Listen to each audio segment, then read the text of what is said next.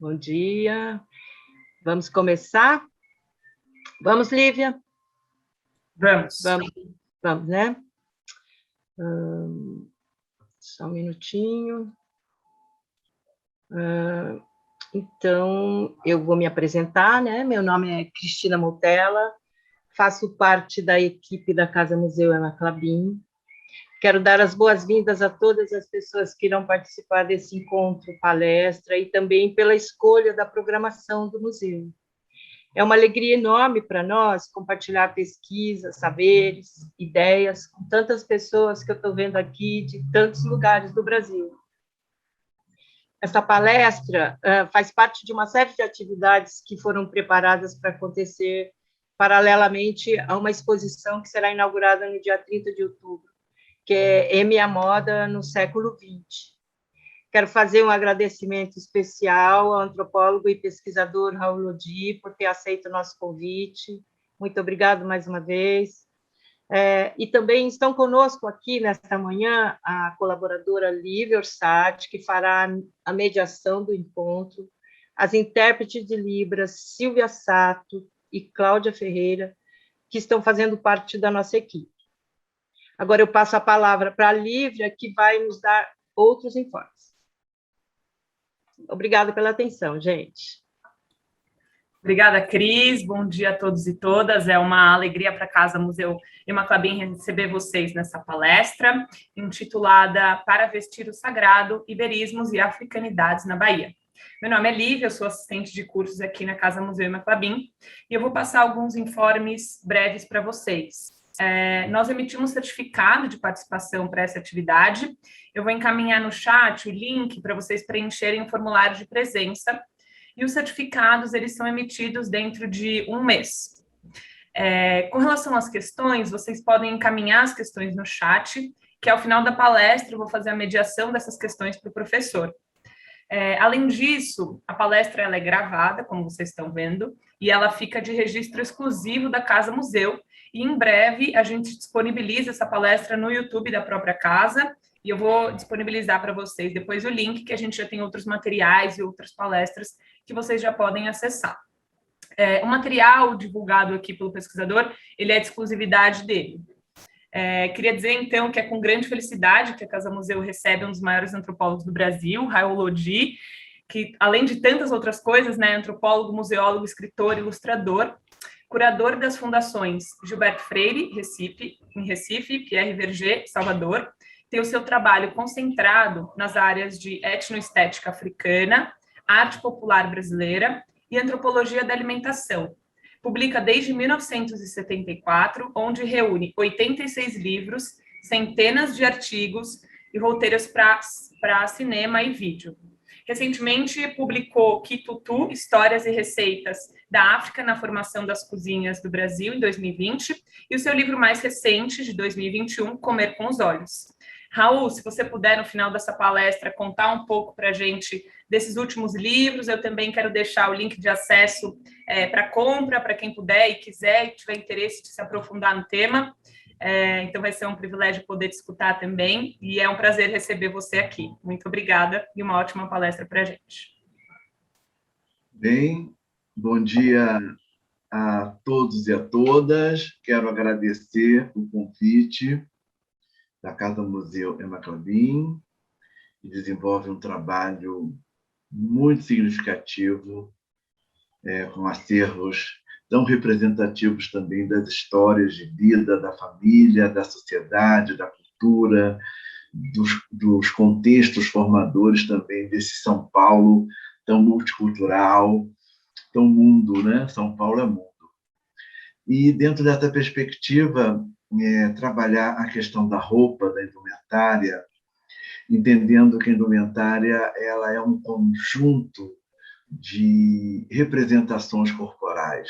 O penteado, a maquiagem, os acessórios, os calçados, as bolsas, cintos, toda a joalheria complementar, tudo que possa integrar o entendimento complexo da comunicação do corpo. E a roupa, evidentemente, os tecidos, o couro e as penas e tantos outros materiais, vão formar, então, e identificar a pessoa.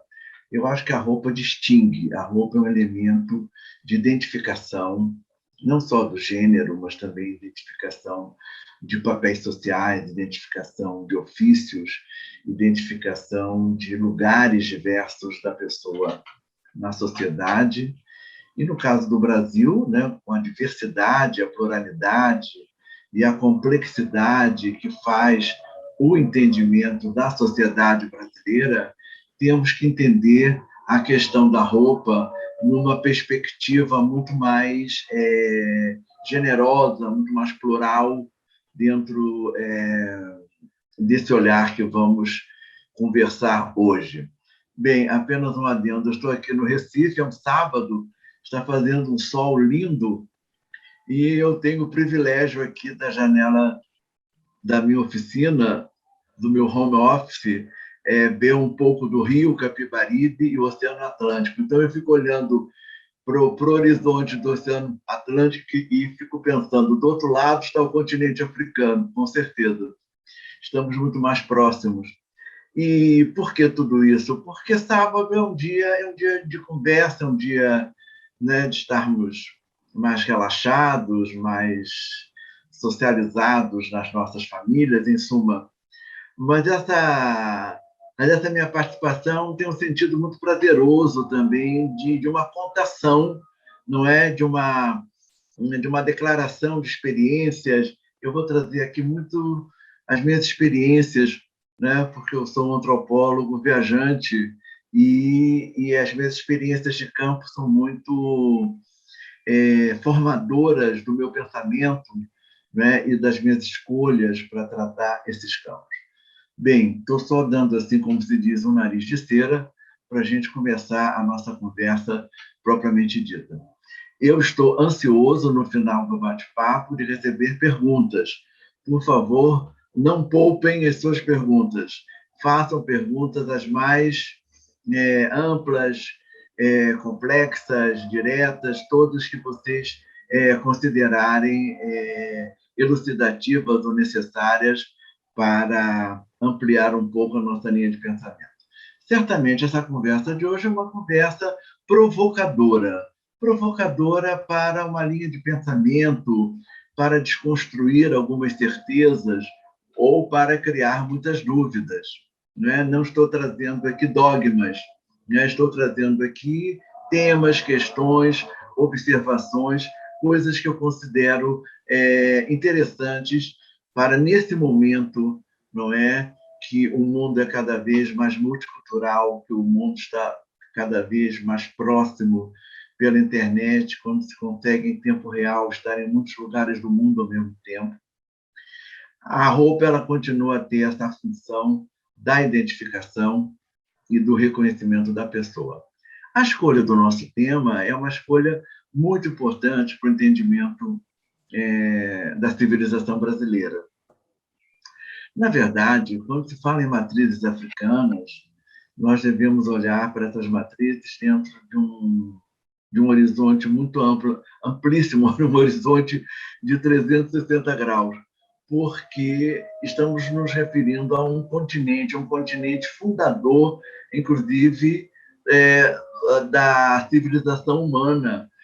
Os registros arqueológicos que trazem, não é, a presença dos hominídeos, não é, dentro da Terra, vamos dizer assim, o continente africano traz, em diferentes aspectos e em diferentes territórios desse continente, muitos registros arqueológicos que nos ajudam a entender, né, nós, hominídeos, os nossos ancestrais, e às vezes eu falo com todo respeito, mas também é para provocar, não é? Se dentro das teorias arqueológicas, da antropologia física, né, existe toda uma corrente forte de que o homem vem da África, do continente africano, então somos todos afrodescendentes, dentro dessa perspectiva, né, dessa provocação que eu estou trazendo para a gente pensar. Bem, a formação social, cultural, etnocultural brasileira, tem um pé muito importante, tem um pé fincado no continente africano. Eu estou insistindo em falar em continente africano porque ainda, infelizmente, existe um mau entendimento de que a África é um continente com registros históricos e arqueológicos milenares.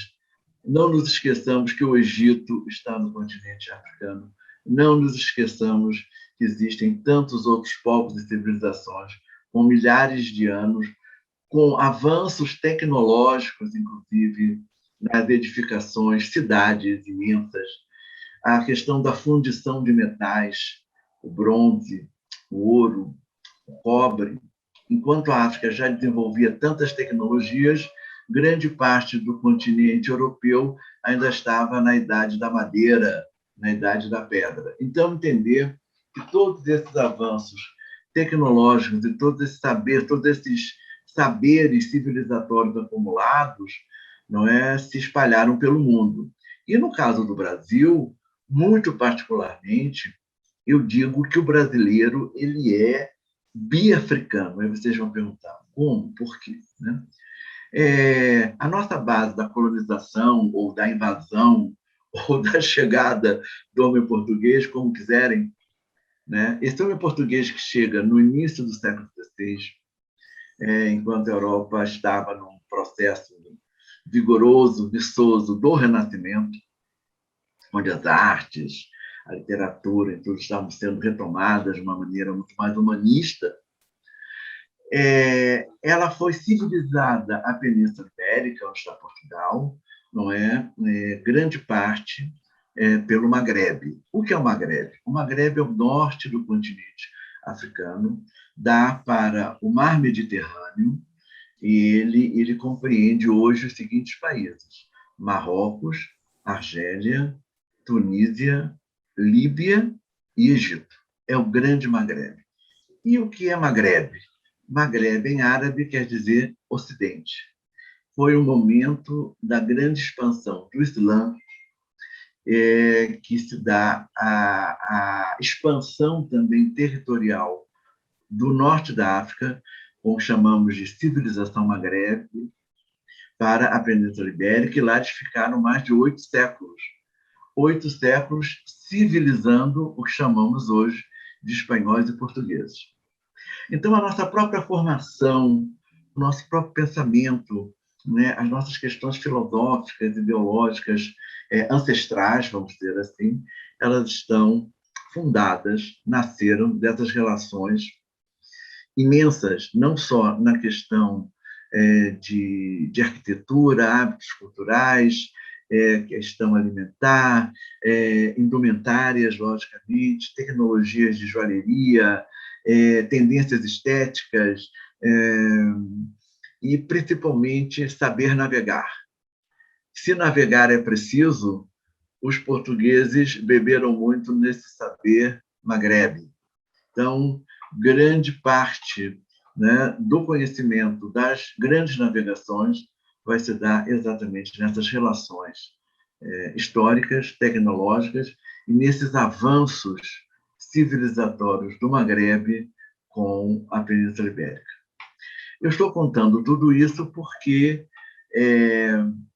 a minha conversa não é apenas uma conversa demonstrativa ou informativa.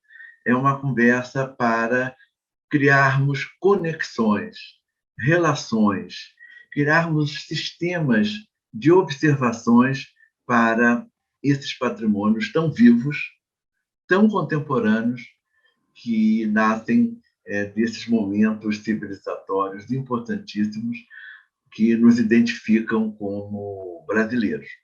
O segundo momento africano vai se dar com a questão abjeta, perversa do ciclo do escravagismo, da pessoa em condição escrava.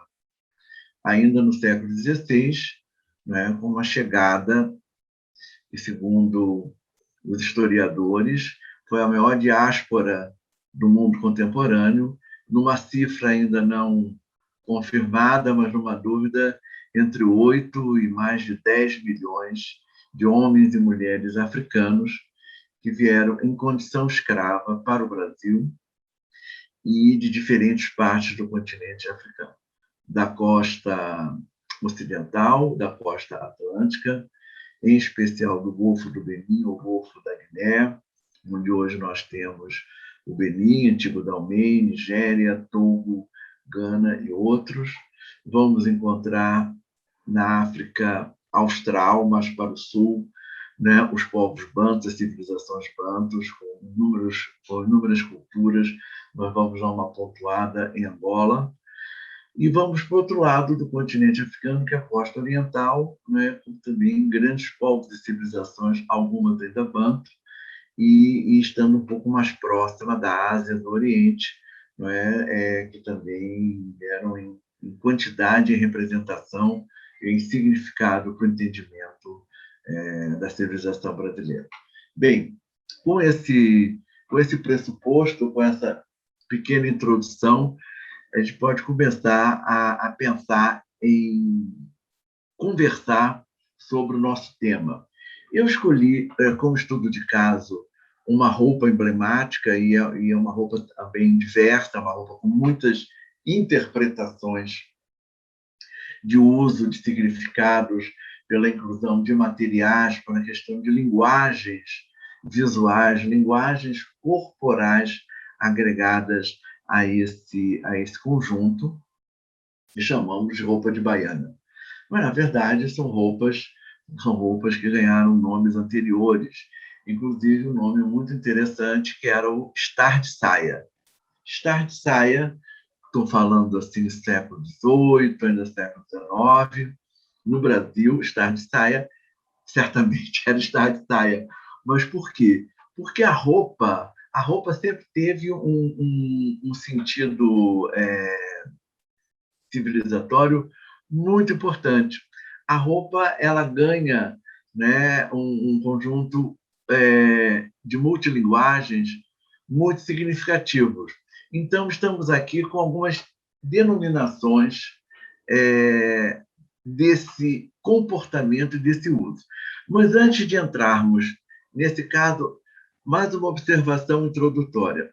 O pano no Brasil era algo, o pano-tecido, o tecido, seja de algodão, seja de outras fibras, caroá, tupum, de outras fibras de uma tecelagem nativa, mais autóctone, era sempre muito raro, muito difícil ter roupa no Brasil.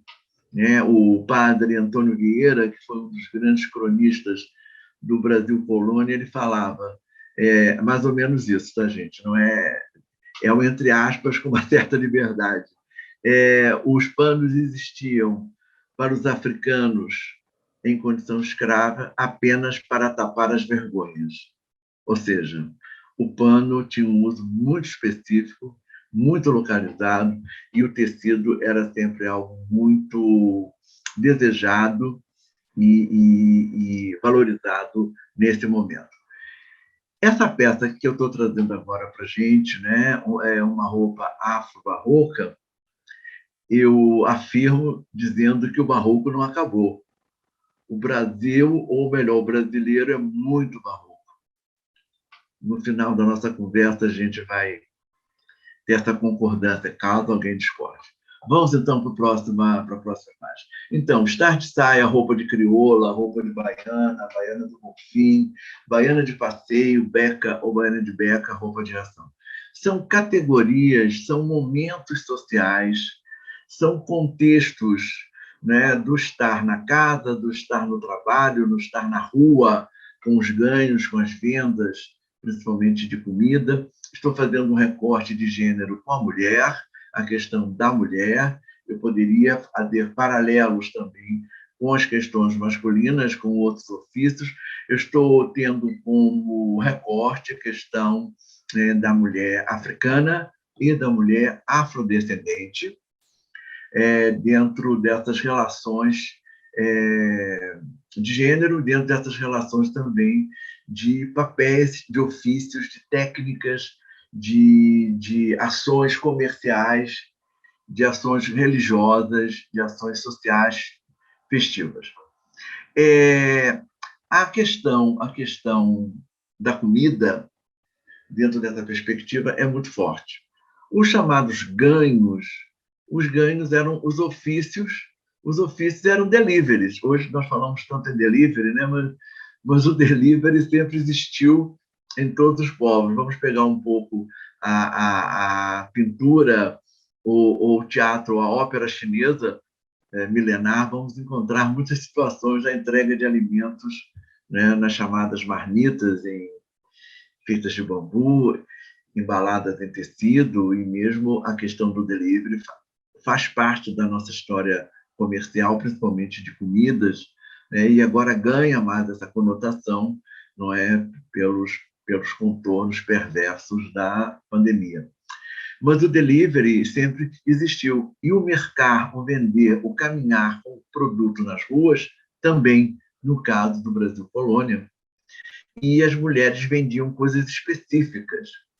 A caçá, por exemplo. A caçá é uma comida feita de milho branco, é uma massa que é cozida no vapor, e essa massa é envolta em folha de bananeira assada, flexibilizada, flexível, e é um alimento muito tradicional, afrodescendente até hoje, não só no caso da Bahia, mas nesse universo afrodescendente que abraça o Brasil, com uns polos de maior visibilidade, mas de presença construtora imensa em todo o Brasil. E vendiam também os angus, angu de milho salgado, vendiam bolos, vendiam doces portugueses também, que as mulheres dos colonos faziam e colocavam em gamelas, em tabuleiros, em cestos, em caixas, que eram mercados pelas chamadas negras de ganho, as negras de ganho com seus ofícios, com as suas quitandas, também o nome de quitanda. Essa palavra ficou muito no imaginário, ótima ideia de colocar essa imagem, obrigado. A quitanda era não só um ofício, uma forma de trazer um elenco, um cardápio de bolos, doces cristalizados, biscoitos, pães, broas, conforme a capacidade, a possibilidade de dinheiro da mulher portuguesa de ampliar os seus negócios. Mas haviam verdadeiras redes de comercialização dos ganhos. Ora, com as próprias mulheres afrodescendentes, com o seu ganho, juntando com o seu ganho, não é, também dinheiro para alforria, e também com esses ganhos, dinheiro para terem outras mulheres ou moleques, como nessa imagem, como se chamava, vamos voltar para isso, como funcionários, vamos dizer, mas só que em condição escrava, né? Então, esse é um caso também tradicional, né, de que muitos africanos libertos tinham também os seus escravos africanos em condição escrava. Nesse caso, é uma mulher que nós chamamos, dentro da visão afro-baiana, uma negra do Partido Alto. O que é uma negra do Partido Alto? É uma mulher endinheirada, e a gente sabia que ela era endinheirada pela quantidade de ouro ou prata dourada, em suma, que colocava sobre seu corpo. Era o seu patrimônio que ficava no seu corpo. Então, a sua identificação social, a sua roupa de ofício, a sua roupa de trabalho, de negra do Partido Alto, já mostrava o seu poder social e econômico, mercando, vendendo comida. Próximo. Aqui vamos pegar um viajante muito, muito interessante, que Carlos Julião. Nós temos Chamberlain, Carlos Julião, Huguindas, Florence, Debré, uma variedade de etnógrafos, né, de verdadeiros antropólogos da imagem, no registro de comportamentos, de atividades e de situações também que revelam a reciclagem de roupas.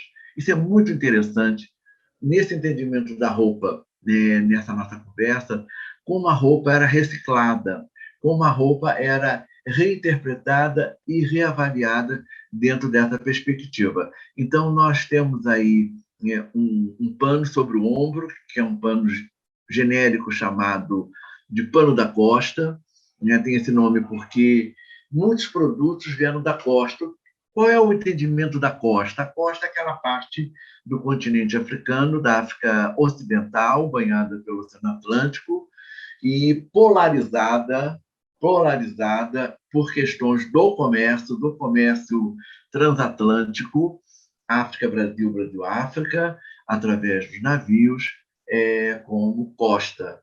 Costa do Ouro, Costa da Mina, Costa da Malagueta, Costa do Marfim, Costa dos Escravos, ou simplesmente Costa, chamam-se de Costa. E muitos produtos que vinham da costa ganhavam esse nome. Pano da costa, pano tecido nessa região, em tear manual.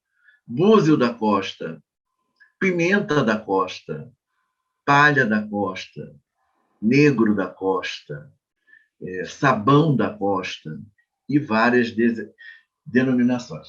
Próximo.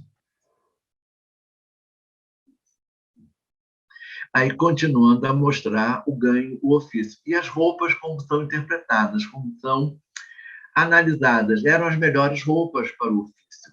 Eram as roupas mais limpas possíveis e menos rasgadas e menos rotas, mas eram panos reciclados dos guarda-roupas ou dos armários das mulheres lusitanas. Próximo. Aqui, mais uma vez, o casaco, a camisa ou camisu é uma peça muito importante no entendimento dessa roupa ou dessas roupas, né? O ganho, ele deu muita visibilidade, ou os diferentes ganhos. Eu estou traduzindo no singular para marcar esse lugar, mas são diferentes ofícios, muitos ofícios. Muitas vendiam rendas, bordados, rendas de bilro, bordados de pão cheio, cerâmica miniatura como brinquedos. Havia um mercado itinerante imenso, intenso, no século XVIII e XIX, principalmente pela mulher afrodescendente. Nesse momento do século XIX, muito mais de libertas, mas também de mulheres africanas em condição escrava. E, nesse caso, a gente vê que essa mulher também ela é um pouco endinheirada, que ela está com joias. A linguagem dos turbantes nós vamos falar daqui a pouco, porque são diferentes formas de trazer o corpo e as suas muitas representações para o entendimento dessa roupa, integrado às questões sociais, econômicas, tecnológicas, dentro não só dos ofícios, mas também das técnicas artesanais de tecer, de fundir, de bordar, de trançar, de costurar, dentro de um entendimento dessas tecnologias tão importantíssimas, não só como identificações de bases etnoculturais, mas também do entendimento de uma construção dos imaginários, das estéticas. Aí estou falando no plural intencionalmente, das muitas estéticas formadoras desses imaginários do brasileiro até hoje. Próximo. Interessante mostrar o pano da costa como também uma maneira de carregar o filho junto do ofício, né? E vendia-se de tudo, né? Desde legumes, frutas, flores, comidas prontas, doces, salgadas, objetos artesanais para diferentes usos, né? E tantas outras maneiras, né, de se criar esse fluxo de delivery tradicional. Próximo. Também muito interessante observar como as roupas estão variando, né? O casaquinho, o camisu ou a camisa sempre dentro, a saia e aí o tabuleiro. Um tabuleiro já como um locus, já como um lugar, já como um território intencional para o entendimento de comércios, de vários tipos de comércios.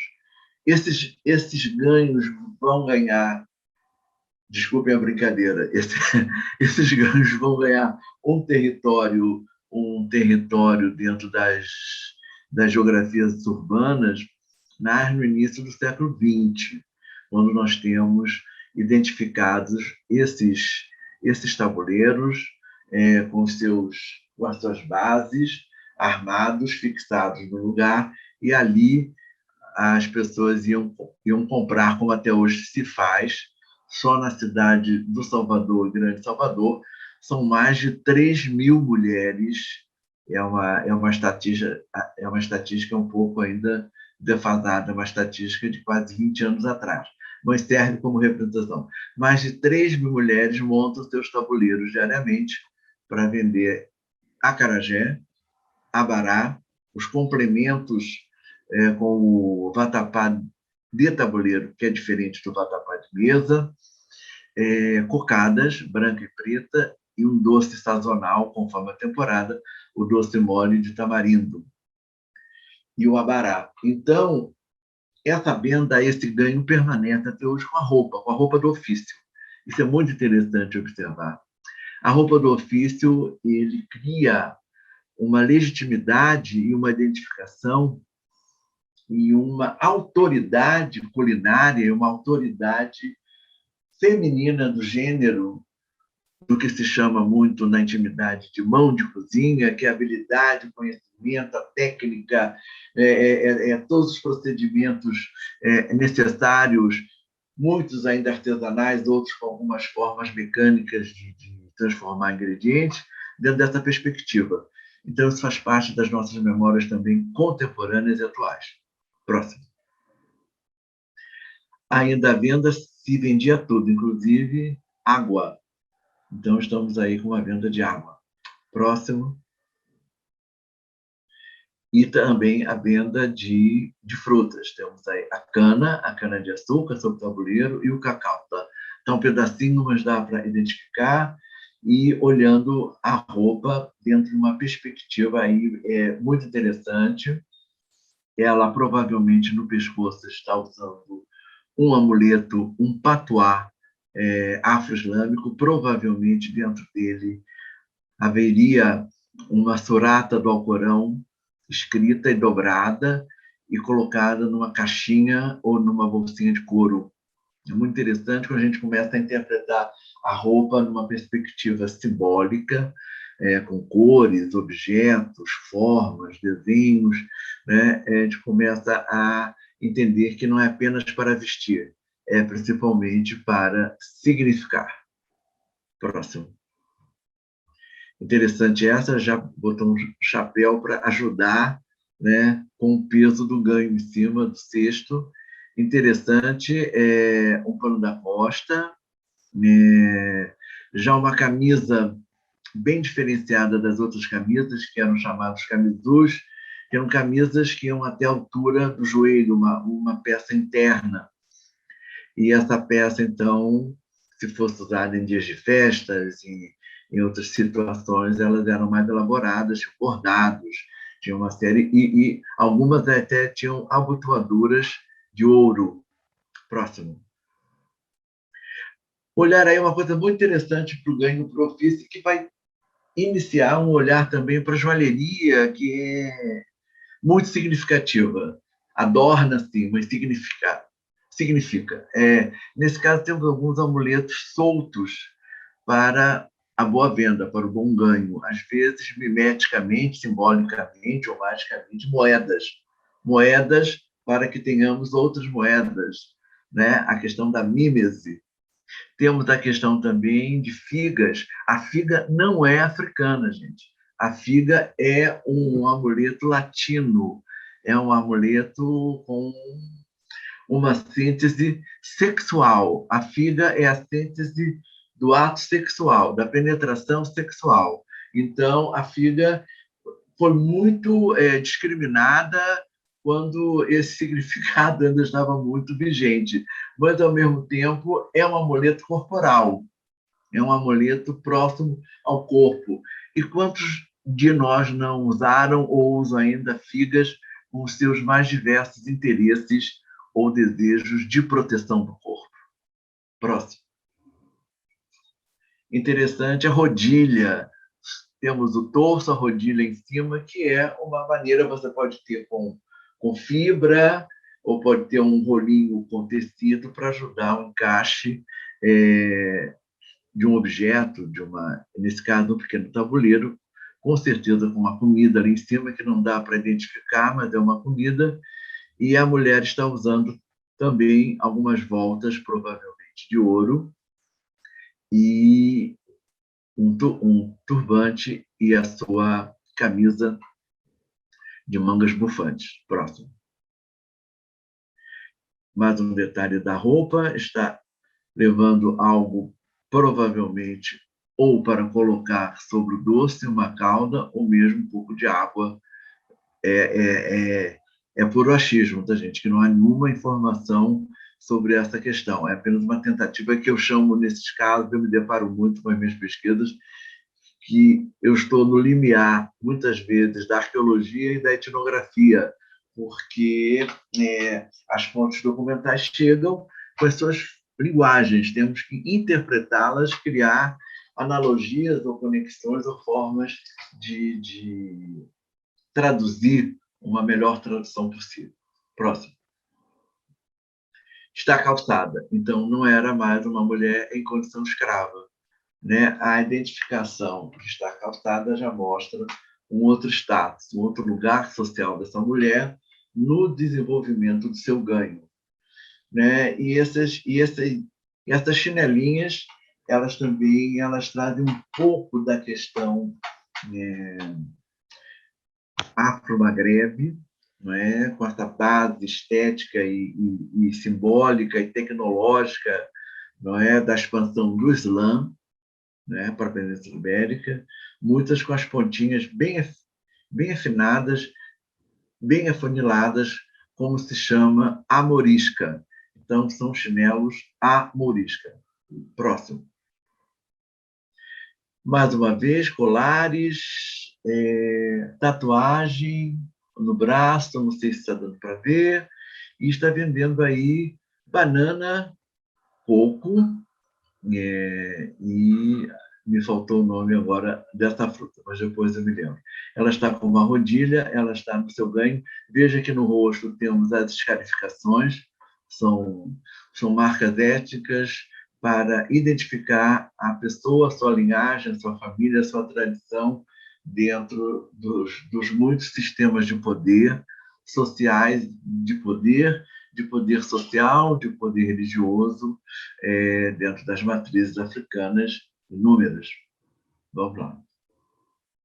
Aqui vemos as duas, uma com peixe, muito interessante, o peixe diretamente, usando um lenço europeio, um lenço de trabalho. Muitas vezes, até hoje, nós encontramos com marinheiros, com agricultores, com coletores na Península Ibérica e outras partes da Europa, esse lenço de apoio, um lenço de serviço sobre o pescoço para ajudar a enxugar muitas vezes o suor, e ele é extremamente funcional. A figura da direita, ainda com os amuletos, uma bolsinha ali, certamente, com o provento, né, o que veio do ganho, e certamente uma caixa ou uma bolsinha com amuleto em base afro-islâmica. Próximo. Mais uma vez, vemos tatuagens e o cachimbo. O cachimbo é muito interessante, é um tema muito pouco estudado dentro desse recorte, mas o uso de cachimbos com tubos muito longos, né? Os pipos, geralmente feitos de madeira, de cerâmica, mostrava também status, poder da mulher, dentro desse entendimento, quer dizer, compõe o entendimento, a organização e a voz que a roupa pode trazer dentro desse contexto. Próximo. E aí eu trago um Debré, apesar de Debré ser muito visto, ele é muito pouco interpretado, né? Quer dizer, as cenas dele têm muito o que dizer sempre. Nesse caso, é uma vendedora de cajus, né? Você vê que ela já está com uma verdadeira penca, né? Essa ideia dentro da joalheria de matriz africana ou afro-brasileira, com as pencas de balangandãs, que são muito interessantes. Existem acervos preciosos que pode ver, estudar. Inclusive, a maior coleção de pencas de balangandãs vai se dar em uma coleção particular da Bahia, que é da família Carlos Costa Pinto. Existe um museu, o Museu Costa Pinto, que tem uma coleção com mais de 40 pencas e num somatório de quase 1.000 objetos, feitos de prata, 90% prata, algumas coisas em alpaca, mas feitos também com dentes de animais, coral, algumas madeiras especiais, conchas e algumas pontas feitas de vidro ou massa. Eu sei tudo isso porque, por quase um ano, eu estudei, classifiquei, medi, fotografei tudo isso. Existe uma publicação que está esgotada, mas às vezes dá para achar, chama-se Pencas de Balangandãs, que é um estudo profundo de quase 1.000 objetos organizados em mais de 40 pencas. Aqui estamos vendo também penteados, turbantes, a camisa, né, que é algo extremamente largo, tropicalmente adequado, confortável, né, para os ofícios e também para estar em casa, estar na rua, estar no trabalho. Próximo. A fotografia também tem um sentido muito importante nesse contexto, a fotografia do século XIX, fotografia do início do século XX, fotografias posadas, fotografias dentro de um recorte, vamos dizer, mais romantizado, mais estetizante do olhar do fotógrafo ou de quem encomendou a foto. Aí é uma vendedora de frutas, né, observar um turbante imenso. Esse pano poderia ter vários usos, certamente servir como pano de trabalho, porque muitas vezes o pano da costa é um pano de trabalho, que ajuda a embalar, ajuda a transportar e ajuda, inclusive, também a confortar o corpo da pessoa, protegendo, usando para trás, usando sobre a cabeça como véu, ou seja, é um pano com diferentes significados e usos no entendimento das muitas roupas. Então, o pano da costa, que tradicionalmente é um pano tecido, em tear manual, na sua procedência tradicional da África Ocidental, é uma atividade masculina. Até hoje, grande parte dos artesãos que fazem tecidos com essas técnicas em teares com liços estreitos, em torno de 20 centímetros, e os panos são feitos em tiras. E essas tiras depois são costuradas manualmente, também pelos próprios artesãos, pelos próprios homens tecelões. Próximo. Aí temos mais um caso da costa muito interessante, já dando um outro uso. O que eu acho sensacional é esse turbante funcional mesmo, que abriga uma panela e abriga um guarda-chuva. Ou seja, por o desempenho desse ofício, essa mulher precisava do guarda-chuva, talvez sol intenso, muito comum encontrarmos para isso, ou mesmo chuva, e o pano da costa protegendo mais o corpo, né, porque ele tem vários usos e várias formas de usar. As saias estão vendo embaixo, 2 fileirinhas, né, tipo um bordadinho, ou a aplicação de um sotache, alguma coisa assim. Na linguagem, aí é um recorte do recorte, na linguagem religiosa afro-brasileira, com os terreiros de candomblé, principalmente, vamos encontrar significados hierárquicos e sociais nas saias. E esses detalhes não são detalhes, eles são indícios, são elementos para identificar a pessoa que está usando a roupa. Próximo. Aqui é muito interessante, eu tirei de um rótulo de aguardente foi muito popular, principalmente no Sudeste, dos anos 50, dos anos 70, né, chamada crioula. E ela está usando o guarda-chuva exatamente, equilibrado sobre a cabeça.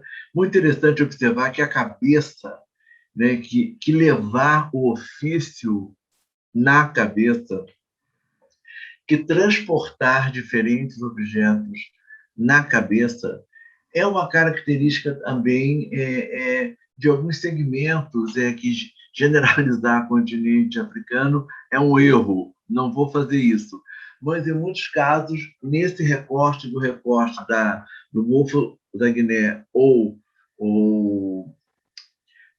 da costa ocidental, nesse pedaço, se pegarmos fotografias contemporâneas ou históricas, muitas pessoas carregando sempre as coisas na cabeça, né?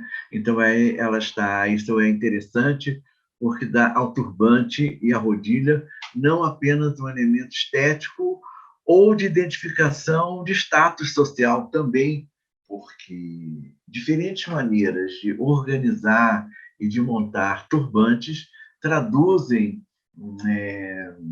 os lugares sociais, nesse caso, da mulher. Diz que ela está usando correntões, está usando não é um bracelete, é o que chamamos de copo, que vai do punho ao antebraço, e aí mostrando que tem ouro. E o pano da costa. Então, é muito interessante nesse rótulo, que ele é uma síntese de alguns elementos daquilo que identificamos como roupa de crioula ou roupa de baiana.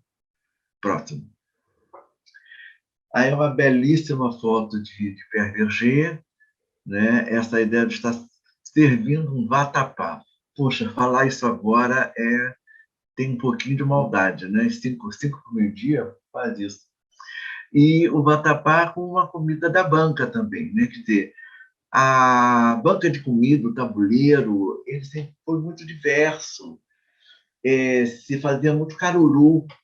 Caruru não é apenas um prato feito com quiabos ou dendê. O caruru é uma técnica culinária de comidas verdes, caruru de diferentes folhas, de bredo, de alfavaca, de quiabo, o quiabo misturado com essas folhas, né, com bredo de Santo Antônio, ou seja, é um tipo de guisado de folha com dendê, com temperos, alguns colocando camarões defumados secos ou não, e o vatapá entra dentro dessa linha e se vendia comida mesmo, como se vendia os angus. Era muito comum nas áreas de concentração de trabalho, como nos portos, por exemplo, ou no centro da cidade, em áreas mais adentradas para o comércio, se vender comida realmente, né? Então, os angus eram muito famosos, os angus, e, nesse caso, vatapá. Ela está usando o pano da costa na cintura, né, como um apoio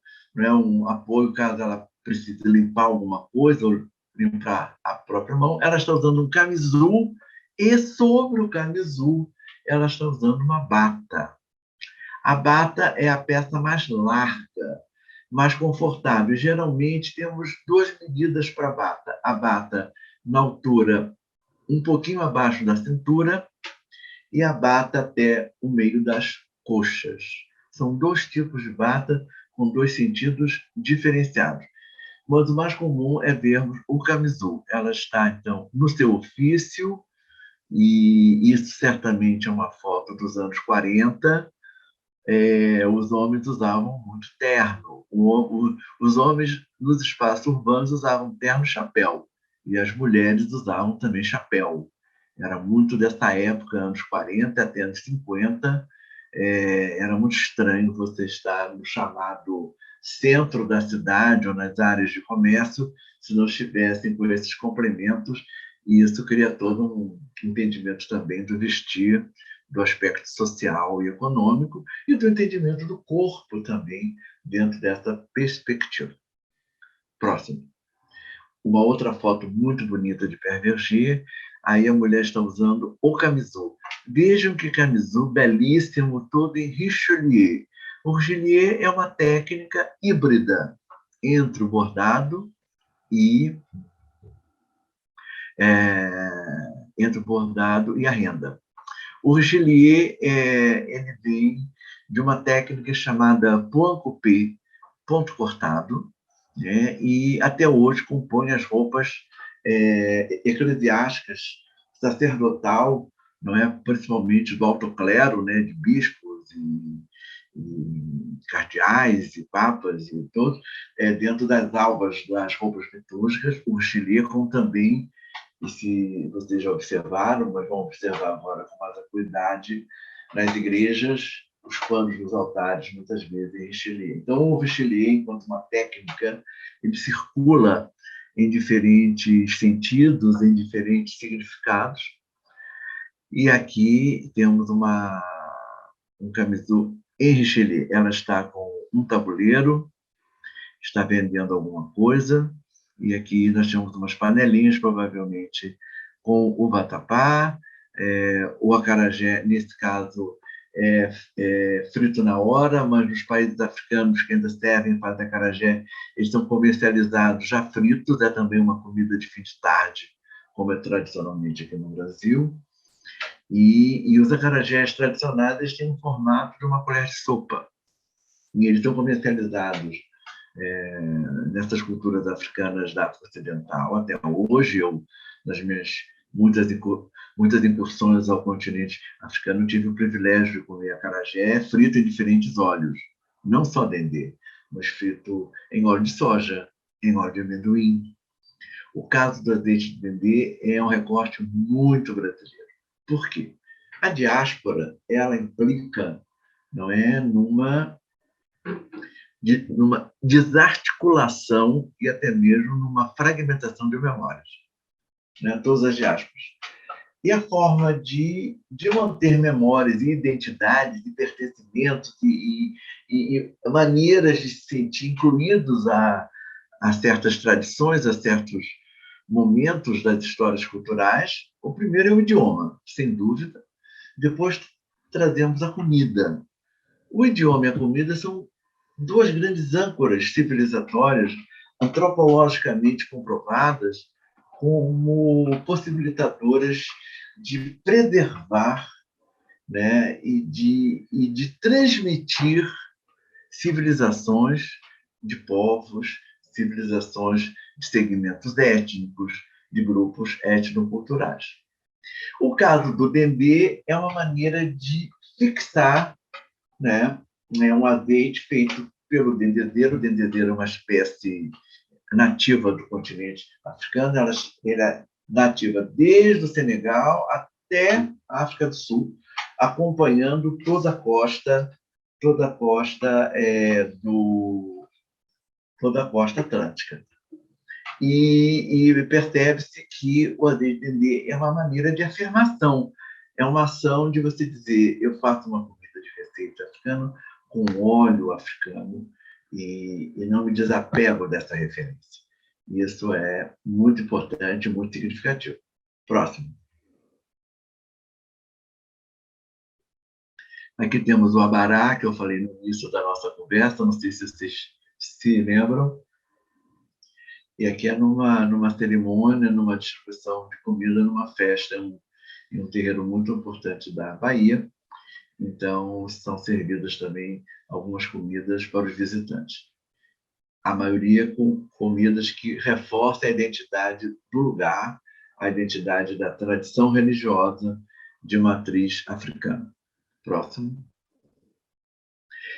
Vamos entrar agora num outro cenário, num outro contexto que não está, evidentemente, desarticulado ou desassociado dessa primeira leitura, né, que são as comidas, são os ganhos, as roupas, as reciclagens, começando a entender, né, o uso, o significado dos objetos tecidos na composição, na organização e na multiplicidade de usos de panos, de objetos, dentro do entendimento do corpo feminino, com um recorte marcado para as quitandas, para os ganhos, para as vendas públicas de rua e também para as vendas em lugares determinados, quando montaram os seus tabuleiros para a venda de diferentes comidas, doces, salgados. Irmandades, confrarias, sociedades, terreiros. Vamos lá, próximo. Bem, temos aí uma foto clássica, magnífica. Tudo isso é ouro. Duas mulheres do Partido Alto, sem dúvida, do século XIX. Observem bem os braços. Vamos olhar cuidadosamente para essa imagem. Os colares, Tá? As saias são pretas e plissadas, as tradicionais em seda. Tomam por empréstimo as saias de casamento do norte de Portugal, porque as roupas de noiva, até o século XIX, dizem, né, que foi Rainha Vitória que se casou toda de branco e criou essa ruptura, porque o preto é sobriedade, o preto é solenidade, dentro de uma perspectiva ocidental, judaico-cristã, sem dúvida. E o casamento é algo solene. Né? Bem, são hipóteses. Então, as saias dos casamentos portugueses e as joias portuguesas. É preciso dizer, nós estamos falando de matriz africana, vem agora o Raul com essa conversa, exatamente isso. Né? São joias que trazem tecnologias afro-muçulmanas, tecnologias de fundir e trabalhar o ouro, de trabalhar a filigrana e de trabalhar outras técnicas sobre ouro.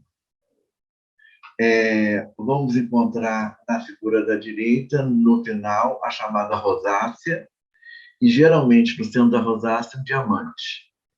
E vamos encontrar a chamada cruz palmito, porque são arredondadas, lembram o palmito. Né? E na cintura da figura da esquerda tem um lencinho. Não é apenas um lencinho, chama-se bioco. O bioco é um pano retangular, que é usado sobre a cabeça para mostrar uma atitude muçulmana.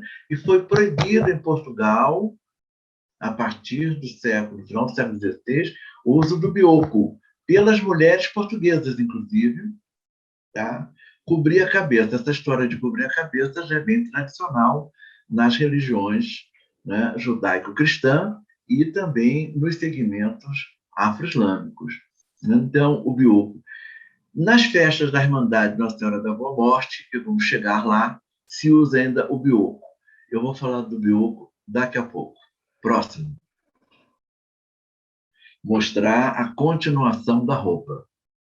Vocês estão vendo bem que é o chinelo amorisca. Chinelo feito, que eles chamam de xangri, ou xangrim, couro lavrado muitas vezes, couro bordado muitas vezes, né? Com a ponta virada amorisca. Estão usando guarda-chuvas com punhos também, certamente, de madeira dourada, ou mesmo de ouro fundido, também de seda.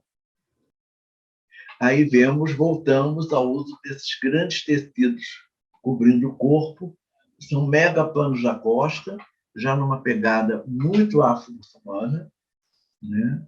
E usando terços.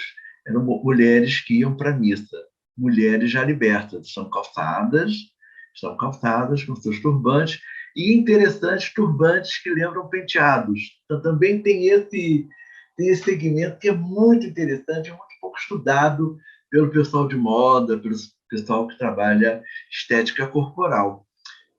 Turbantes que lembram penteados europeus. Prestem bem atenção nesses dois turbantes.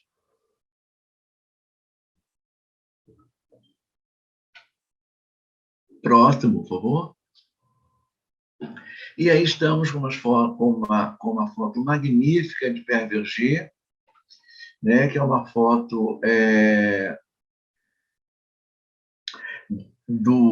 da década de 40, provavelmente, a década de 50.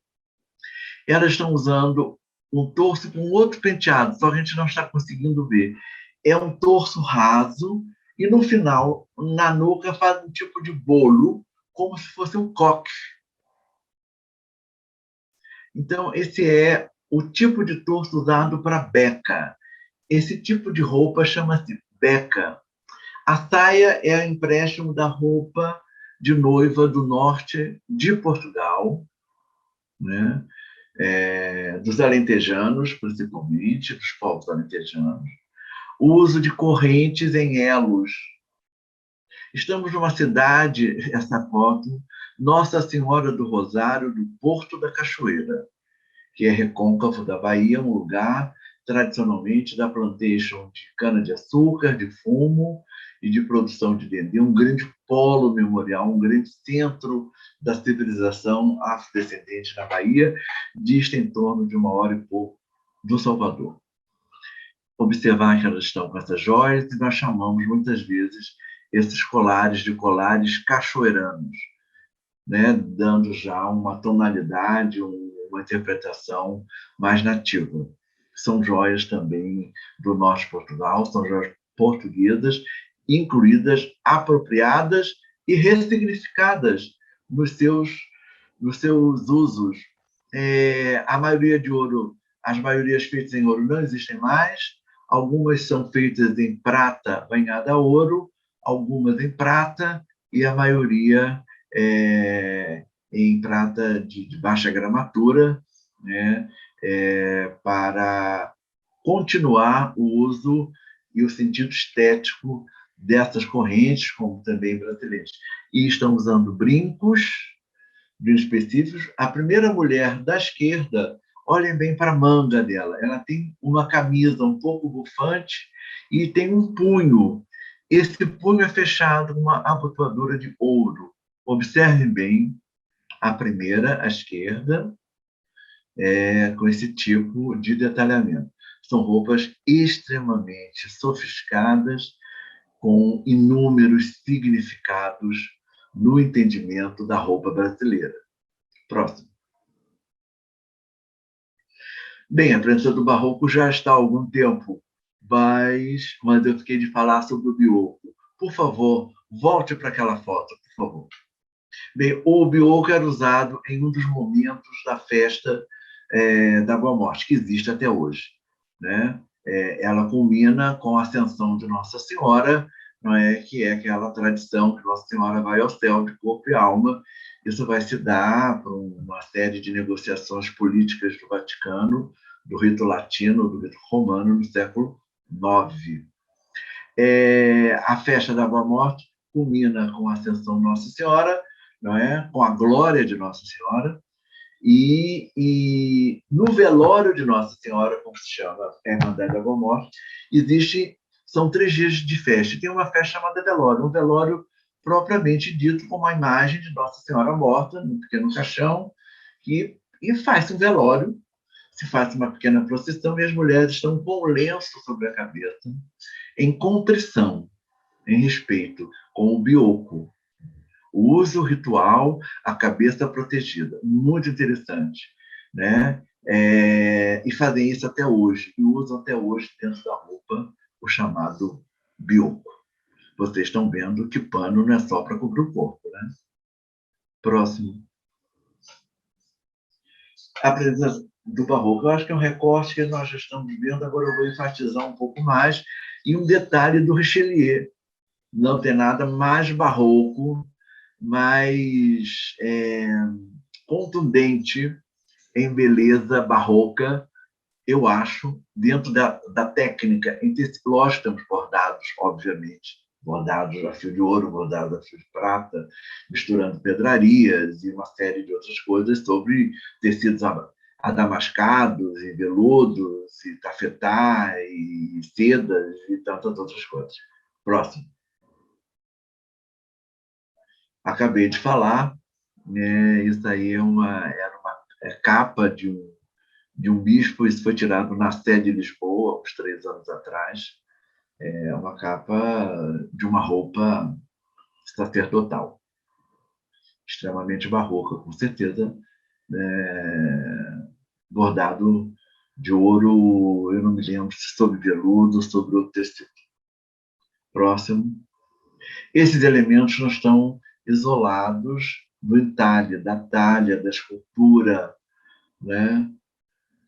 Então, a roupa, o Richelieu da roupa está conectado com o barroco das igrejas, o barroco dos utensílios domésticos, o barroco da arquitetura externa em pedra ou em madeira. Ele é um entendimento que circula e que se comunica né? Essas mulheres da festa da Boa Morte estão dentro de igrejas barrocas, então as roupas se comunicam com o seu entorno, elas estão integradas, inseridas, né, numa verdadeira liturgia da estética barroca. Próximo. Nada mais barroco do que, né, esse protetor de peixe em prata. Próximo. Do que essa concha de serviço ou de adorno à mesa em prata. E essa roupa, novamente, celebrando o barroco, né? Ela está usando uma pulseira à esquerda chamada pulseira esteira, porque ela lembra uma esteira, ela é comprida. Ela está usando bolotas, essas bolotas elas são ocas, tá? Em prata e corais, e canudos de coral.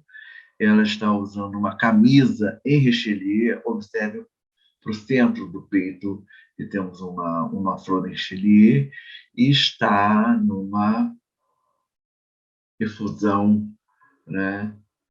Numa inundação de joias barrocas na composição. O torso é um torso raso, é um torso, portanto, também que identifica a composição da roupa. Se olharmos um pouco o ombro, ela estaria com um pano da costa em astracan ou em veludo, porque o pano da costa que compõe essa roupa não é um pano da costa tecido, tradicionalmente, é um pano da costa com essas duas qualidades que mostram também status, o veludo e o astracan, preto.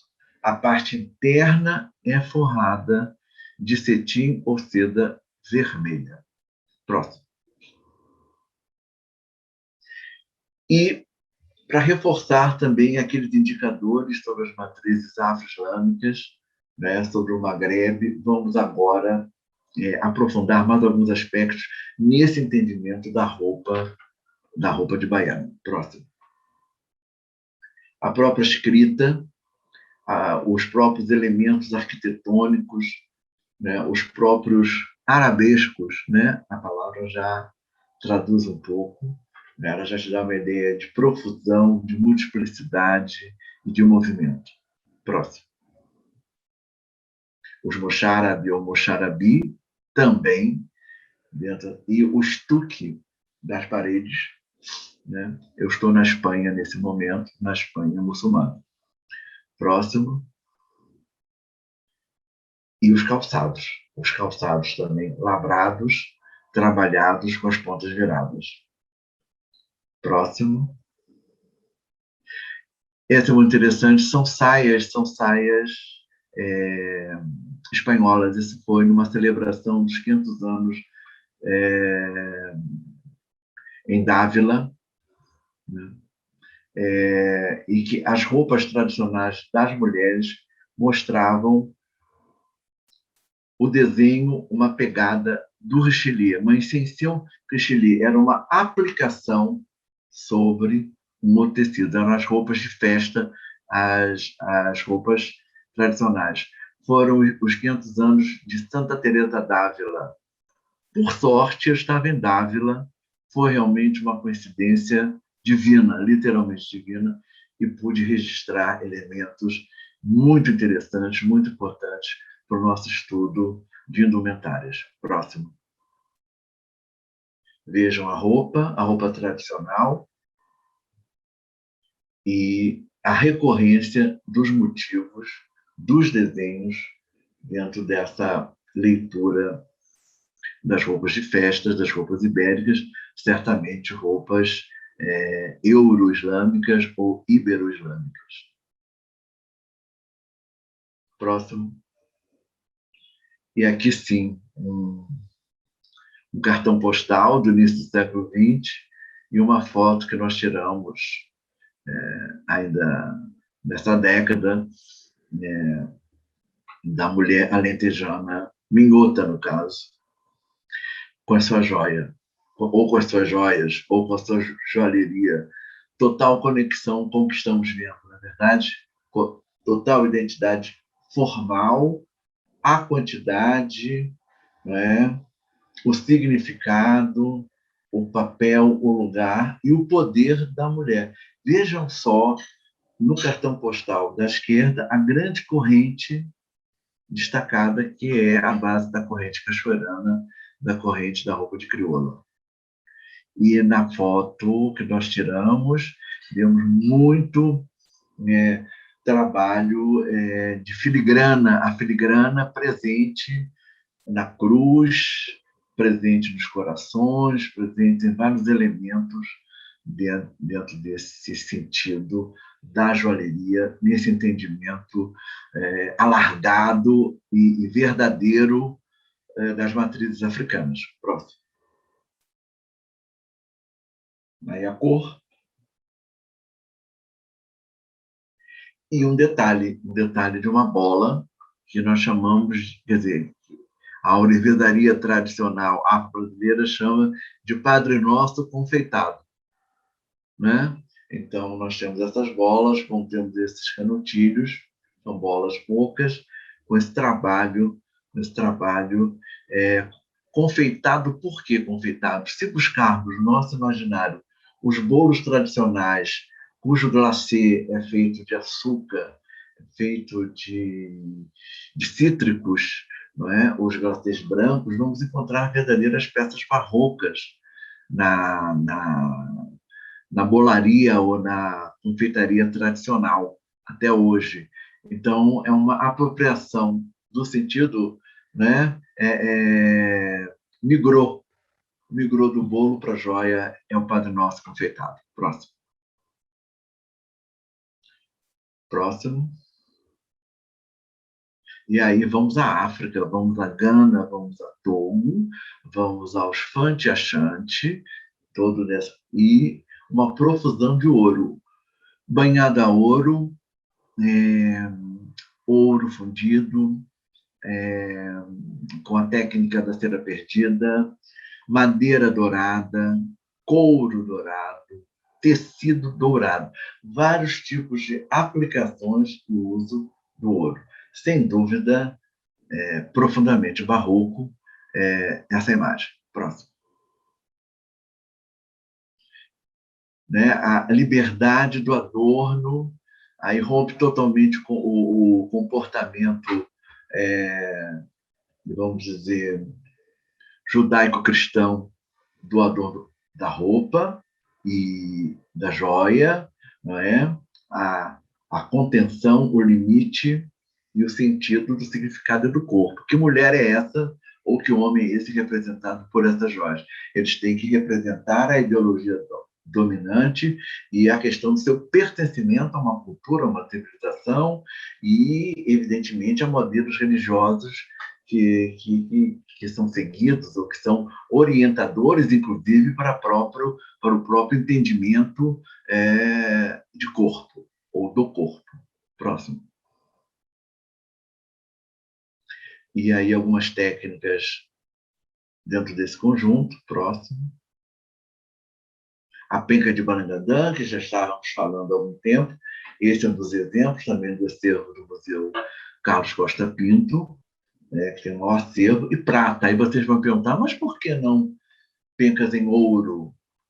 O Brasil não tem mineração de prata.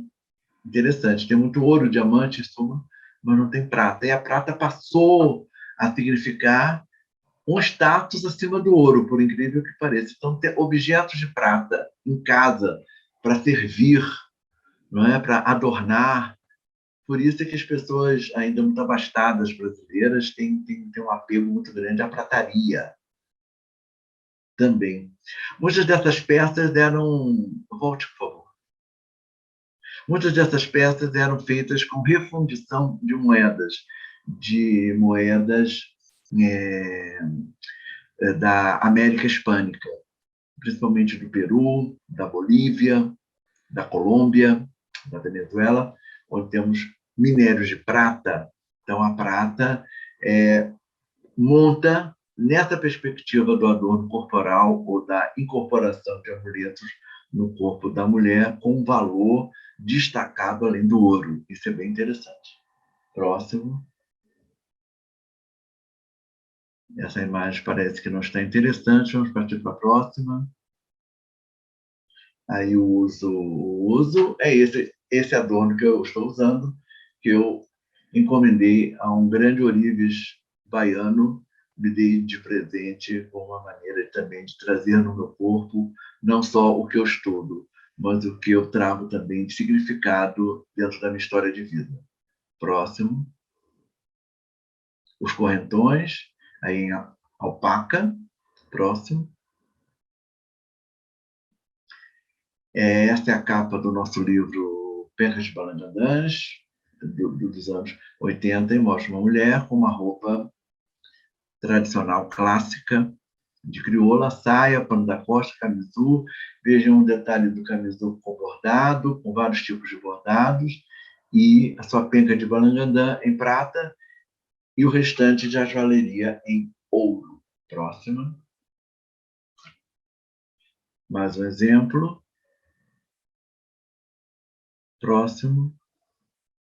E as técnicas artesanais na composição dessas roupas. O richelieu, o crivo, a renda de bilro e a tecelagem. O richelieu é essa técnica híbrida entre o bordado e a renda. O crivo é a chamada renda de agulha.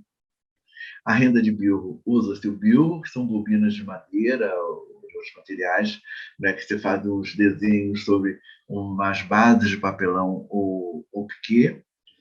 E a tecelagem, evidentemente, usando diferentes tipos de teares, com pedais, com liços mais abertos ou fechados, mas dentro de técnicas que tradicionalmente ajudam a compor e a entender essas roupas.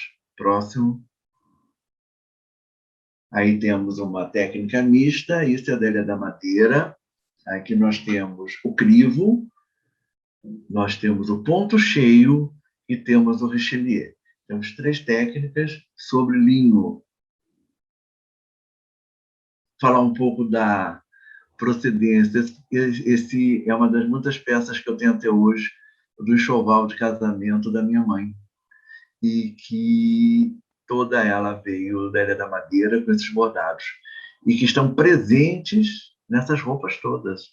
Existe todo um trânsito estético e valorativo dessas técnicas na composição dessas roupas. Próximo. Mais um caso que eu tenho aqui, crivo e ponto cheio. Próximo. Richelieu. Próximo. Mais um detalhe, aí eu tenho o crivo embaixo e o ponto cheio. Próximo. Aí tem uma técnica muito interessante que no Brasil chamam de rendendê. É uma técnica que, na verdade, é um crivo, mas só que ela nasce de uma base geométrica, não há um elemento figurativo dominante ou não há um tema que é descrito pelo Richelieu, como acontece na maioria dos casos, e aqui é o chamado rendendê, né, que é uma técnica também entre bordado e renda. Próximo. E aqui nós temos a chamada renda irlandesa ou renda renascença, né, que ela é trabalhada também sobre almofada. É uma técnica entre a costura e o crivo. Próximo. A tecelagem. A tecelagem tradicional é um pano brasileiro, é um pano de uma oficina, de um projeto que nós implantamos há quase 15 anos, numa comunidade de terreiro na Bahia chamada Leacheu-Puafonjá.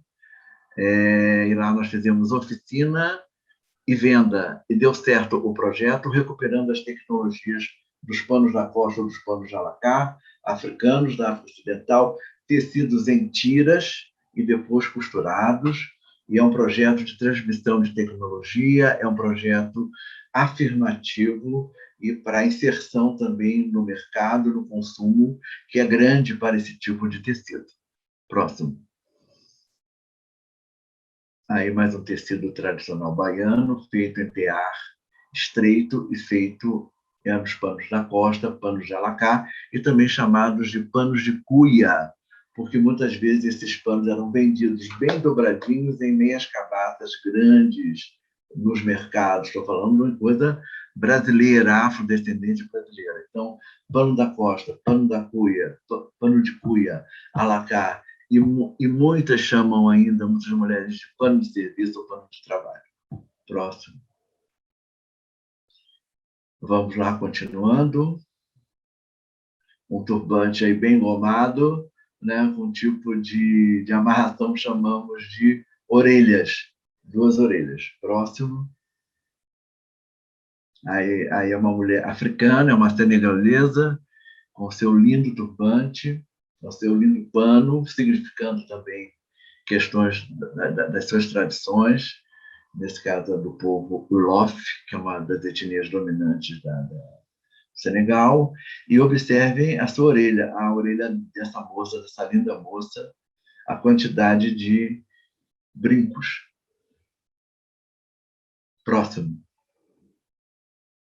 No caso brasileiro, a roupa litúrgica do candomblé, o camisu, a figa pendendo para as costas, uma figa, nesse caso, feita de chifre, esculpida em chifre, pode ser feita de madeira, pode ser feita de coral, de diferentes materiais, né? Mas pendendo para as costas, tipo, protegendo o corpo, protegendo as minhas costas. Então, existe todo um significado, uma localização, um locus realmente de significado para o adorno e para a joalheria. Próximo. Aí, numa situação de uma festa, de uma cerimônia pública em um dos mercados da Bahia, chamado sabejé, que é uma obrigação ritual, em cima, mas é só para mostrar a variedade de panos bordados e roupas dentro dessa organização das culturas do cotidiano. Próximo. Na tradição do Bonfim, as bandas do Bonfim, de roupa branca, algumas usando alguns objetos também, braceletes em metal, metal prateado, algumas com os correntões cachoeiranos, e as talhas, as quartinhas, os objetos de barro levando água para a festa ritual do Bonfim. Próximo. Aqui uma exposição que fizemos recentemente, que o traje teve uma voz muito grande, mostrando diferentes formas de torsos, turbantes e das chamadas roupas de baiana, numa variedade aí de detalhes de amarração de panos e batas e tipos de turbante e outras coisas. Próximo. As saias, foto contemporânea, foto de uns 5 anos atrás, mostrando as saias dentro das suas linguagens litúrgicas e hierárquicas, socio-hierárquicas, nas tradições de matriz africana, nas tradições religiosas. Próximas. A joalheria abriu-se a uma série de materiais, de significados, mas mantendo linguagens cromáticas, cores, quantidades, variedades. Existe todo um sentido simbólico na incorporação ou na tradução desses objetos. Próximo. Esse muito interessante, feitos na China, né? O mercado amplia-se. Então, vamos ter também objetos corporais de matriz africana feitos na China, certamente. Próximo, os búzios, o búzio da costa, que eu considero um dos elementos mais emblemáticos de uma identificação mais imediática desse grande imaginário tão plural, tão complexo, tão diverso que fazem as matrizes africanas. Próximo. Aí um desenho meu. Eu uso o desenho como elemento de pesquisa, que foi uma festa ritual, mostrando roupas rituais numa etnografia da imagem. E acho que estamos acabando. Próximo. E aqui sou eu, entre a Argélia e o Marrocos, atravessando o Saara, numa das muitas vivências que me dão esse sentido de sociabilidade nesse contexto das matrizes africanas. Então, vamos agora iniciar as nossas conversas. Espero que eu tenha feito muitas dúvidas para vocês fazerem muitas perguntas. Obrigada, Raul, pela belíssima e tão inquietante palestra. Vou passar as questões aqui. Então, pessoal, se vocês quiserem encaminhando no chat, podem enviar. Muitos comentários também. Eu vou para a primeira questão, da Bárbara, e ela faz a seguinte questão. Vou ler o comentário. Com essa explicação dos ganhos, ofícios, entendi uma das cerimônias do iniciado candomblé, quando, ao final do recolhimento, aprende a passar, costurar, lavar, cozinhar e faz-se o tabuleiro para ganhar algum dinheiro vendendo o que foi produzindo. Comentário dela. E aí vem a pergunta. A figa como representação sexual usada para atrair bons ganhos está ligada à ideia de que o ato sexual é o princípio da procriação, reprodução e, assim, por associação, fazer reproduzir os ganhos? É tudo isso. E mais algumas coisas também. Porque, para pegar um pouco dos recortes que eu trouxe sobre a diáspora, né? A diáspora ela tem também, né, esse lado de reunificar, de retraduzir e de ressacralizar e de criar também novas complexidades.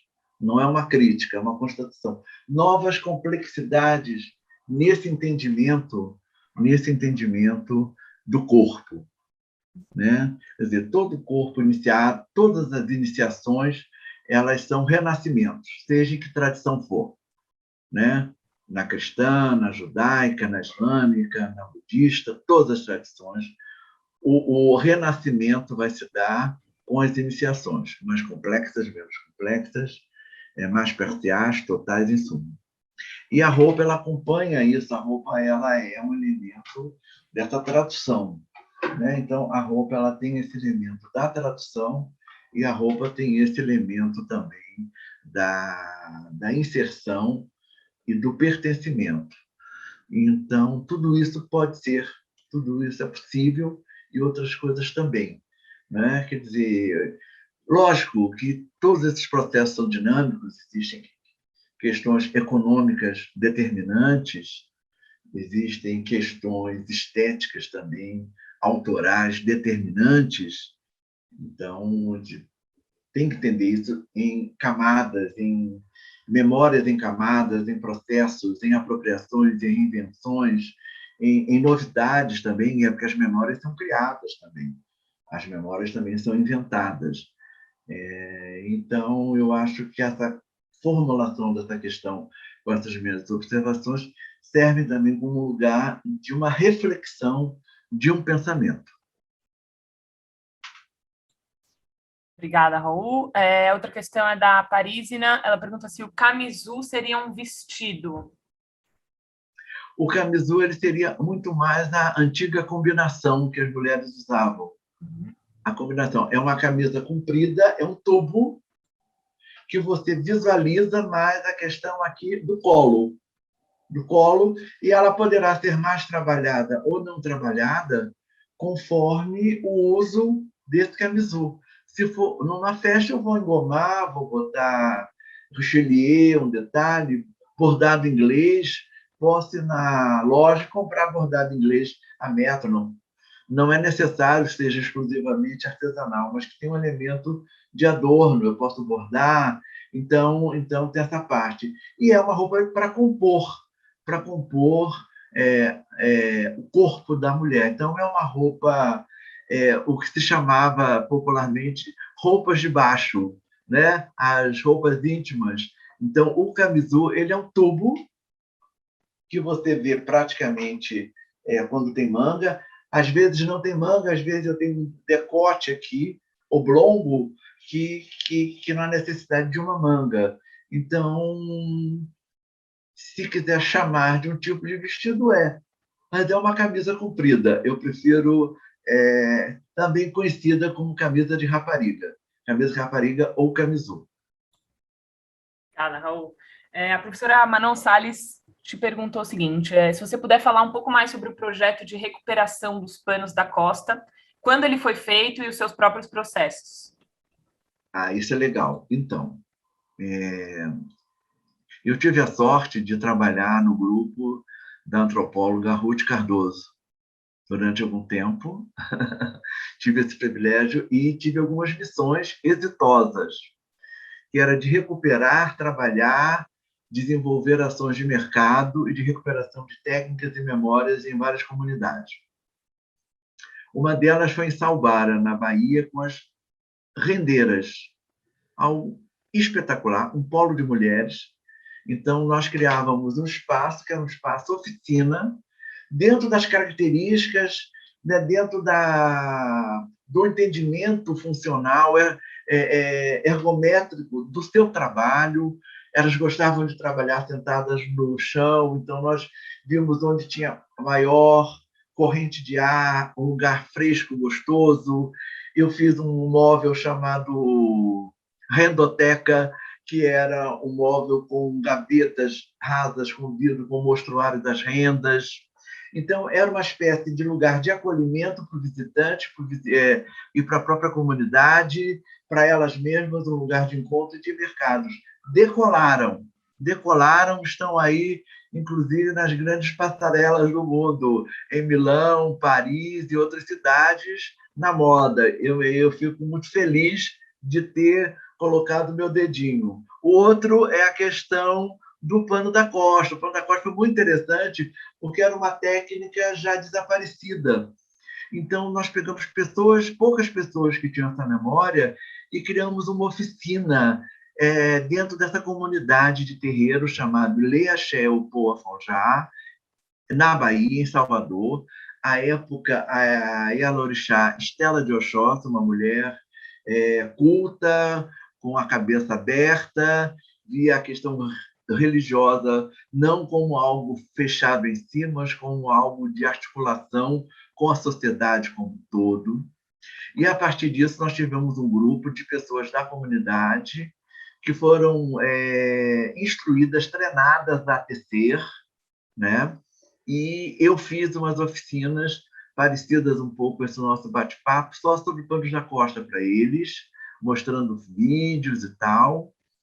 Depois, implantamos na comunidade um espaço que é oficina e loja, e deu certo. Chama-se Casa do Alacá. Isso fica em Salvador, e elas estão vendendo aí para todo mundo, fazendo as tecelagens em tiras, né, para manter a identidade, dando sentido simbólico com as cores. Então, é também um projeto exitoso. As questões não param de chegar.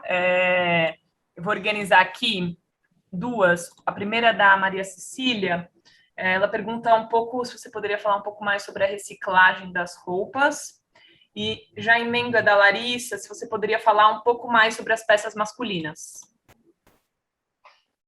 Bem, a reciclagem ela vai se dar enfaticamente naquele momento que ter roupa era um negócio muito, muito raro, né? E vou lembrar o que falou o padre Antônio Vieira, né? Esse cronista do Brasil Colônia, né? Que os tecidos só cobriam as vergonhas dos africanos.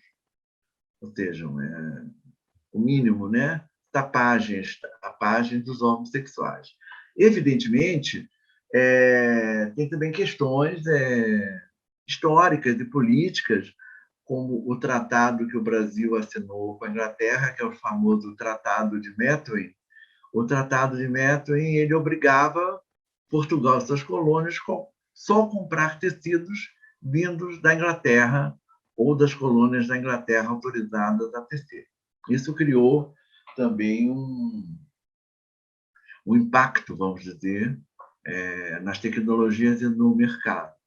E essa reciclagem ela ia se dando exatamente das roupas possíveis. Lógico, depois com a Revolução Industrial, né, meados do século XIX, você tem uma outra relação com o pano, com o tecido, com o mercado. Isso foi se alargando, foi se esticando um pouco mais. mas a reciclagem era muito dessa perspectiva, e temos relatos coloniais, em especial aqui nas áreas açucareiras, que os senhores de engenho, muitos, tinham muitas pratas em casa, candelabros, bachelas, lá, e recebiam os seus visitantes para ostentar o seu poder, fazendo pirâmides de açúcar sobre a mesa, e prata, toda prata, né? E que eles só tinham para usar durante o dia, o cotidiano, uns camisões largos de algodão, só isso, e a roupa de a missa, e nada mais. Então, cada um devia ter 3 ou 4 peças de roupa. Não é exagero, é uma realidade. Também Brasil tropical, difícil usar tafetá, veludo, seda, né, e outros, mas usavam. Quando iam às missas, ou recebiam em casa os seus convidados com muita prata, muito açúcar e pouco pano. Vamos lá. Tem uma pergunta do Lucas, se você poderia falar um pouco mais sobre o Museu Costa Pinto, o que pode ser visto por lá. E eu já emendo na pergunta da professora Manon Salles, que ficou curiosa sobre as mulheres do Partido Alto e sobre a exposição das roupas da Baiana. Aonde foi, em que época? Então, vamos lá. O Museu Carlos Costa Pinto é um museu, vamos dizer, primo, né, do EMA, né, do museu, né, que vem de uma coleção de uma família, né? E dentro dessa perspectiva, temos mobiliário, temos Companhia das Índias, tudo que as pessoas muito ricas deveriam ter. E, felizmente, socializaram, não foram egoístas, né? Então, nós temos mobílias, nós temos prata, nós temos conjuntos inteiros de ambientes, tapetes persas, né? Tapetes chineses, temos opalinas, cristais, utensílios da casa, né? Quer dizer, todos os serviços de mesa, cristais Baccarat, Saint-Louis e outras coisas, né? E temos panos da costa, tecidos na Bahia do século XIX, e as 40 e poucas pencas de balangandã em prata, e uma orgia delirante, deliciosa, de joias de crioula em ouro, em coral e prata dourada, e fica numa casa muito bonita, que era da família, com um belo jardim. Então, quem não conhece, deve conhecer, porque realmente é um banho de Bahia, dentro da perspectiva das famílias tradicionais e pela sensibilidade da família em colecionar esses testemunhos afrodescendentes. Vale a pena o Museu Carlos Costa Pinto. E a próxima pergunta era sobre... Pode repetir, por favor? Claro, desculpa. A exposição das baianas, aonde foi? Como que aconteceu? Essa foi uma exposição que fizemos há uns 3 anos atrás, no Centro de Referência do Artesanato Brasileiro, CRAB, no Rio de Janeiro, na Praça Tiradentes. São 2 prédios lindos do século XIX, que ficaram geminados e funcionalmente adequados, e fizemos uma linda exposição chamada Brasil, Brasil Festa Popular. E então nós temos, talvez entrando no site do CRAB, CRAB, vocês possam ver vídeos. E foi um estudo, na verdade, um grande estudo de indumentárias. Acho que nós tivemos lá mais de 50 indumentárias diferentes, e tínhamos ambientes interativos de instrumentos de percussão, tínhamos uma parede enorme, uma parede assim, com certamente uns 20 metros, mostrando as oficinas das escolas de samba. Foi uma exposição literalmente delirante, com uma visitação diária em torno de 2.000 pessoas. E tinha roupa de baiana. Foi uma deliciosa experiência. Nossa, que incrível! Quisera eu ter ido. Bom, eu mando para vocês os vídeos, para vocês. Eu quero. Pode mandar aquele e-mail que você conhece já. Nós temos algumas questões. Eu vou para a última, dado o avançado da hora. a pergunta do Anderson. Lodi, fiz dissertação e recentemente defendi uma tese estudando a coleção Perseverança, que traz os resquícios do Quebra do Xangô em Alagoas. Analisando alguns objetos, encontrei as referências ao Islã, sejam na indumentária, sejam nos símbolos de alguns objetos de PGs. Gostaria que comentasse um pouco sobre a ligação do islamismo com os terreiros entre o século XIX e XX no Nordeste brasileiro. Ok. A coleção Perseverança, eu vou ter que contar uma historinha até chegar à coleção Perseverança. Temos ainda 20 minutos, vou contar essa historinha, senão a minha resposta fica incompreensível. Bem, por 18 anos, não é à toa que na semana passada eu completei 70. Há 18 anos, por sorte, trabalhando 18 anos, não há 18 anos, mas trabalhando 18 anos, eu me fazia algumas perguntas. Onde está, nos museus brasileiros ou nas coleções particulares e exposições temporárias, em suma, na literatura, nos livros de arte, onde está a imagem, onde está a concretude estética visual do africano no Brasil? Era uma pergunta, né? Aí eu ia no Instituto, no Museu Histórico Nacional, antes dessa museografia, já tem uns 15 anos mais atualizado, e via no setor lá grilhões, objetos de tortura. Ia ao, infelizmente, destruído Museu Nacional, ao qual eu trabalhei e fiz classificação de 4 coleções africanas e uma brasileira. A sorte que eu publiquei isso. E tive uma outra relação com esses acervos. Mas, mesmo assim, estavam nas reservas técnicas. E conheci pessoas muito interessantes, provocadoras, como o grande historiador da arte brasileira, Clarivaldo Prado Valadares, que foi um dos primeiros pensadores da arte brasileira e da arte afro-brasileira, médico baiano, foi amigo dele, e frequentei muito a casa de Clarival, e ríamos muito, conversávamos muito, e dizia, você tem que desbravar isso e tal. Bem, aí eu comecei a... como nessa época eu estava na Funarte, existia a Funarte nessa época, felizmente,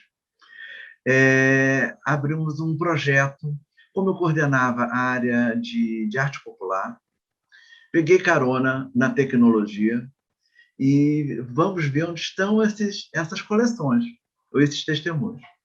Então, por exemplo, no Museu Nacional de Belas Artes, o Clarival trouxe do primeiro Festac, do primeiro Festival de Artes e Culturas Negras, que foi em Dakar, nos anos 60, uma coleção de peças africanas. Mas só que as peças não estavam expostas, estavam na reserva técnica. No Museu do Estado de Pernambuco, com o Estado Novo, né, que foi extremamente, anos 30, Getúlio Vargas, extremamente preconceituoso, como até hoje, não é? O racismo, o preconceito estrutural do brasileiro é forte, infelizmente, mas é uma verdade.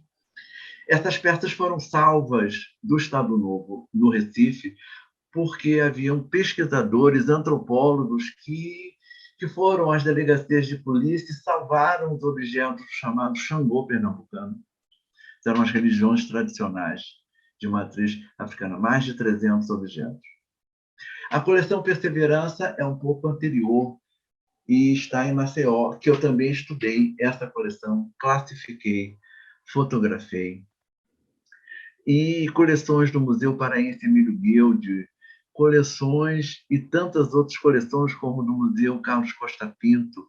Em suma, coleções do Instituto Histórico e Geográfico da Bahia. Em suma, eu trabalhei 18 anos, publiquei 18 livros e estudei mais de 4.000 objetos. Foram listados, classificados, fotografados. E tinha o compromisso, na finalização de cada trabalho, fazer uma exposição temporária mostrando à comunidade os objetos.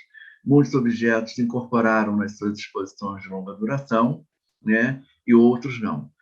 Então, a coleção Perseverança, ela é uma coleção que ela mostra o Xangô do início dos anos 20, né?